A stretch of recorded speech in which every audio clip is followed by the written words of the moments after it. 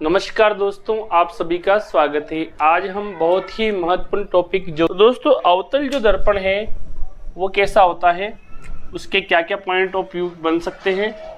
तो देखिए, सबसे पहले अवतल दर्पण, ये मैं यहाँ बना देता हूँ अवतल दर्पण। इस तरफ से हमने इसको पॉलिश कर दिया। चूंकि ये जो गोली दर्पण जो है, अवतल दर्पण किसी न किसी गोले का भाग होते हैं, तो उस गोले का केंद्र जो है वो क्या कहलाएगा? वक्रता केंद्र। उस गोले का केंद्र क्या कहलाएगा? वक्रता केंद्र। क्या कहलाएगा? वक्रता केंद्र। इसको सी से व्यक्त किया जाता है। और यहाँ ये जो परावर्तक पृष्ठ, इसका जो सेंटर है उसको कहते हैं ध्रुव। क्या कहते हैं? ध्रुव। तो इस सेंटर और ध्रुव को मिलाने वाली एक सीधी काल्पनिक रेखा जो है वो कहलाती है मुख्य अक्ष। क्या कहलाती है वो? मुख्य अक्ष। ये याद रखिए, मुख्य अक्ष कहलाती है। अब बात करते हैं, मुख्य अक्ष हो गया, ये वक्रता केंद्र सी हो गया, ये ध्रुव हो गया। अब चूंकि ये किसी न किसी गोले का भाग है, अतः ये एक प्रकार का गोली दर्पण हुआ। और ये जो परावर्तक पृष्ठ का जो काम कर रहा है ये अवतल है, तो इसलिए इसको अवतल दर्पण कहते हैं। अब देखिए, अवतल दर्पण जब भी अनंत से प्रकाश किरणें मुख्य अक्ष के समांतर आती है, अनंत से जितनी भी प्रकाश किरणें मुख्य अक्ष के समांतर आती है, क्योंकि हम जानते हैं कि जो दर्पण होता है परावर्तन के सिद्धांत पर कार्य करता है, तो यहाँ से प्रकाश किरणें लौटेगी यानी कि मुड़ेगी।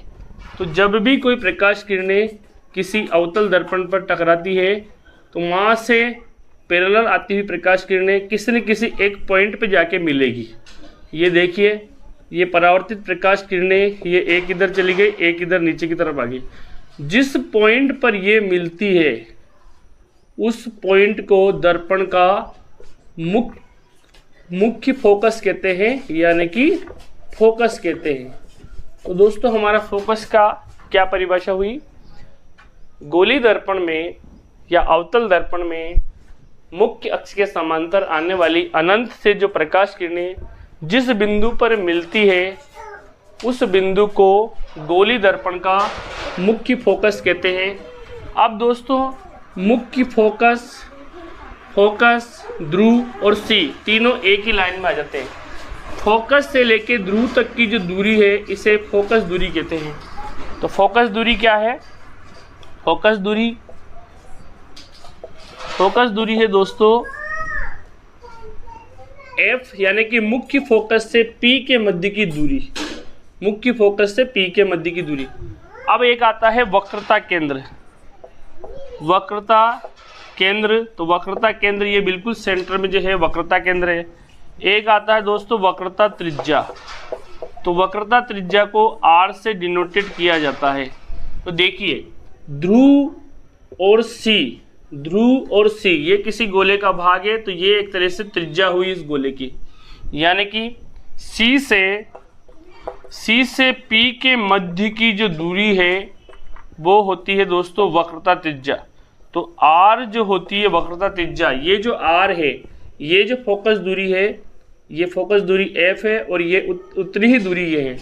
तो R किसके बराबर है? फोकस दूरी के डबल के बराबर।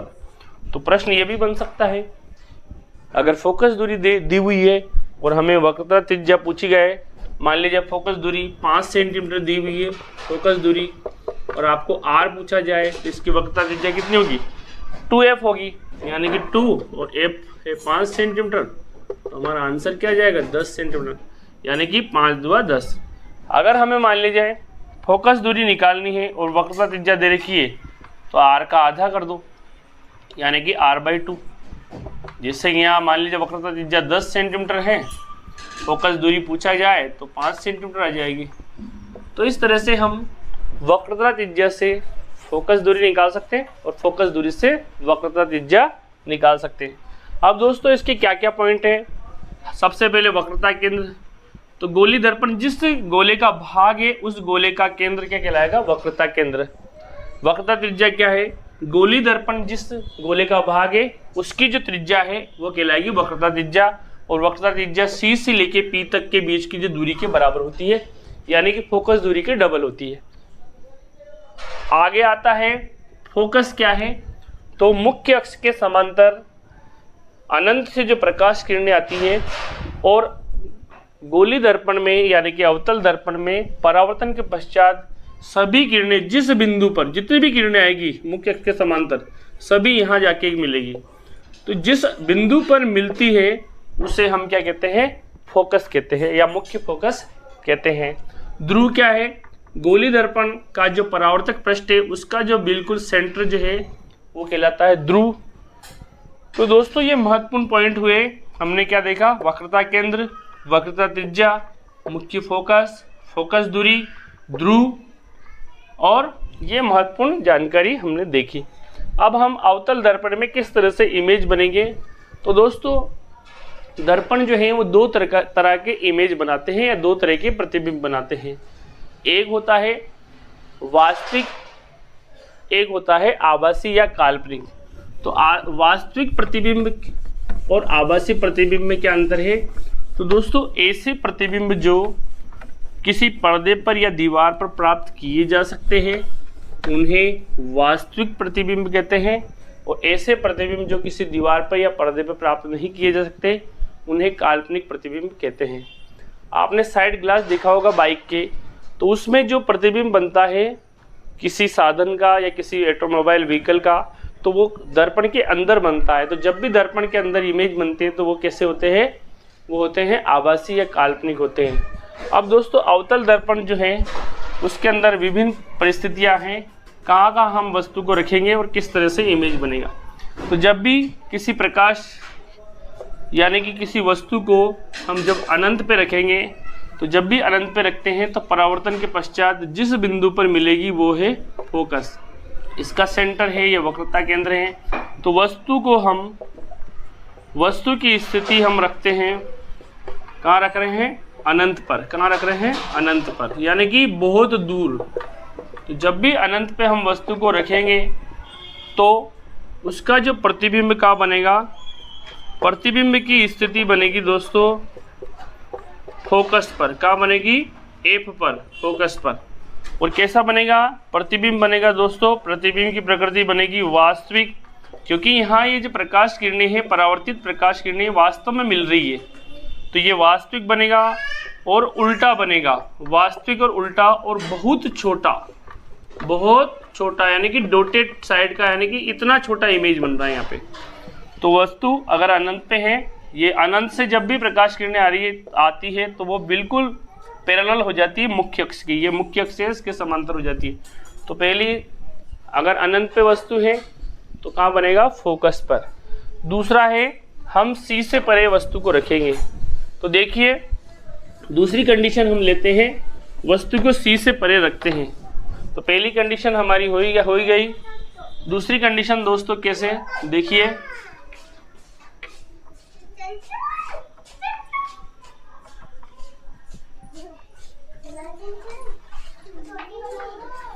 अब देखिए सी से परे हमने मान ले जाए वस्तु को रख दिया, सी से परे हमने यहाँ वस्तु को रख दिया, मान ले ये हमने मोमबत्ती रख दी। तो यहाँ से प्रकाश किरणें सीधी की सीधी जाती है, और जब भी मुख्य अक्ष के समांतर जाती है तो कहाँ से गुजरेगी, फोकस से। एक बात तो ये याद रखना, फोकस से गुजरेगी। और दूसरा, जब भी फोकस से कोई प्रकाश किरणें जाती है तो जब भी मुख्य अक्ष के समांतर हो जाती है परावर्तन के पश्चात। तो देखिए कहाँ बन रहा है प्रतिबिंब, ये बन रहा है सी और एफ के बीच में।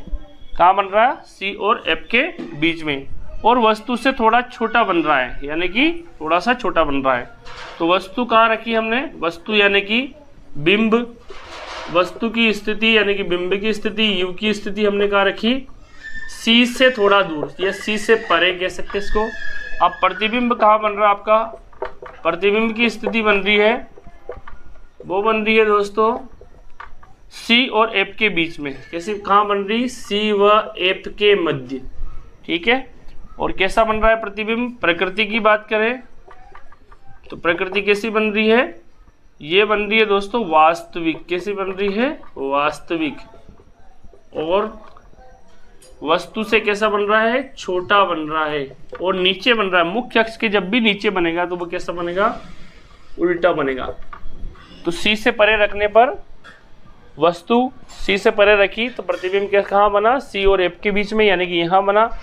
अब दोस्तों एक बात तो ये हो गई कि अब अगर फोकस से गुजरेगी तो मुख्य अक्ष के समांतर हो जाएगी। अगर ये आप भूल जाते हो तो जब भी आप P की दिशा में अगर तिर्यक लौटाओगे प्रकाश किरणों को तो तिर्यक उतने ही एंगल पे चली जाती है। तो यहाँ भी आपका जो किरण है यहाँ की ये मिलेगी। तो ये 3 पॉइंट याद रखने हैं। अगर मुख्य अक्ष के समांतर आती है तो प्रकाश किरण परावर्तन के पश्चात फोकस से गुजरेगी। फोकस की दिशा में आ रही है तो परावर्तन के पश्चात मुख्य अक्ष के समांतर हो जाती है। और अगर किसी P ध्रुव पर आती है कोई प्रकाश किरण तो परावर्तन के पश्चात उतने ही एंगल पर नीचे की तरफ लौट जाती है। तो दूसरा पॉइंट भी हमारा क्लियर हो गया। अब तीसरा देखते हैं, हम वस्तु को C पर रखेंगे। तो दोस्तों जब भी वस्तु को C पर रखते हैं तो क्या होता है,